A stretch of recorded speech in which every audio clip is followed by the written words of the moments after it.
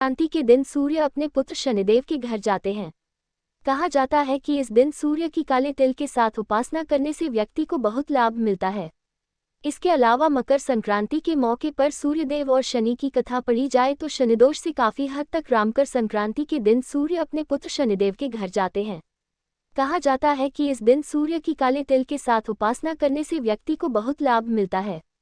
इसके अलावा मकर संक्रांति के मौके पर सूर्यदेव और शनि की कथा पढ़ी जाए तो शनिदोष से काफी हद तक राहत मिलती है।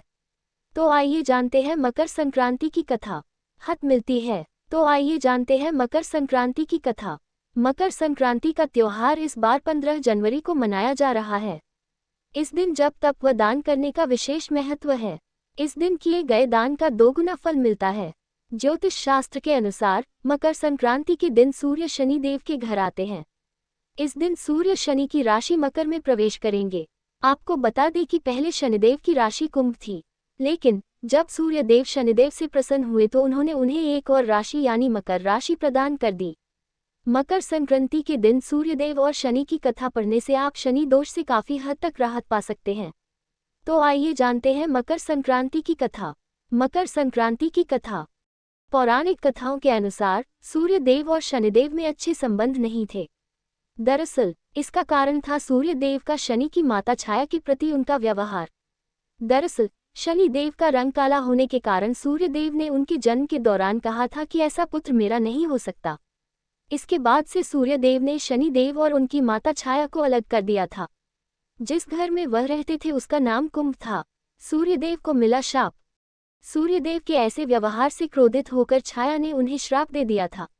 माता छाया ने सूर्यदेव को कुष्ठ रोग का श्राप दिया था, जिससे क्रोधित होकर सूर्यदेव ने छाया और शनिदेव का घर जलाकर राख कर दिया था।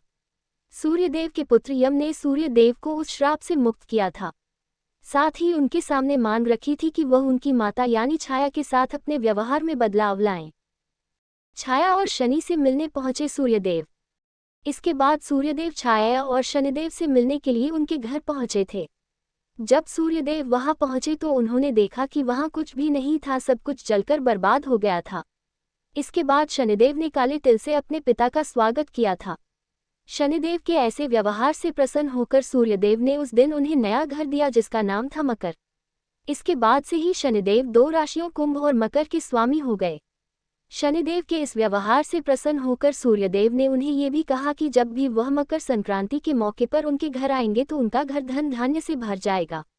उनके पास किसी भी वस्तु की कमी नहीं रहेगी। साथ ही यह भी कहा कि इस दिन जो लोग भी मकर संक्रांति के मौके पर मुझे काले तिल अर्पित करेंगे उनके जीवन में सुख समृद्धि आएगी। इसलिए मकर संक्रांति के मौके पर सूर्य देव की पूजा में काले तिल का इस्तेमाल करने से व्यक्ति के घर में धन धान्य की कोई कमी नहीं रहती है।